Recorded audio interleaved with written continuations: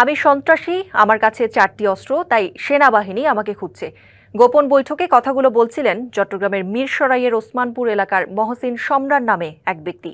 তার কথোপকথনের ভিডিওটি সামাজিক মাধ্যমে ছড়িয়ে পড়ার পর তা নিয়ে চলছে আলোচনা সমালোচনা। নির্বাচনের আগে অবৈধ অস্ত্র নিয়ে শঙ্কায় রাজনৈতিক নেতারা। এভাবেই নিজের কাছে থাকা 4টি অবৈধ অস্ত্রের কথা জাহির করছেন সম্রাট। 21 সেকেন্ডের ভিডিওতে নিজেকে সন্ত্রাসী দাবি করার পাশাপাশি তাকে আইন শৃঙ্খলা বাহিনী খুঁজছে বলে জানান দেন তিনি। সম্প্রতি এই ভিডিওটি সামাজিক যোগাযোগ মাধ্যমে ছড়িয়ে পড়ায় জনমনে দেখা দেয় আতঙ্ক। স্থানীয়দের অভিযোগ, কিছু এলাকায় প্রকাশ্যে ও গোপনে অবৈধ অস্ত্রের তৎপরতা চলছে। গেল 10 ডিসেম্বর মিরসরাইয়ে তাহমিদ হত্যাকাণ্ডের পর ভোটের পরিবেশ নিয়ে তৈরি হয়েছে উদ্বেগ।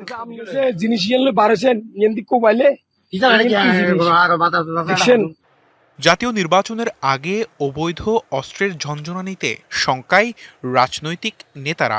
অস্ত্র উদ্ধার ও চিহ্নিত সন্ত্রাসীদের গ্রেপ্তারে প্রশাসনের ভূমিকা নিয়েও ক্ষুব্ধ তারা।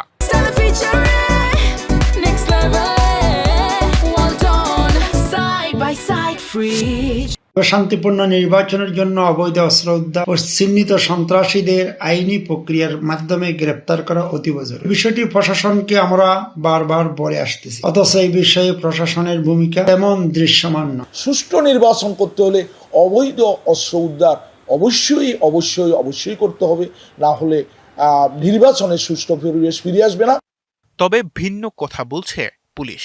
তাদের দাবি, অবৈধ অস্ত্র উদ্ধার ও নির্বাচনকালীন পরিবেশ নিরাপদ রাখতে চলছে অভিযান।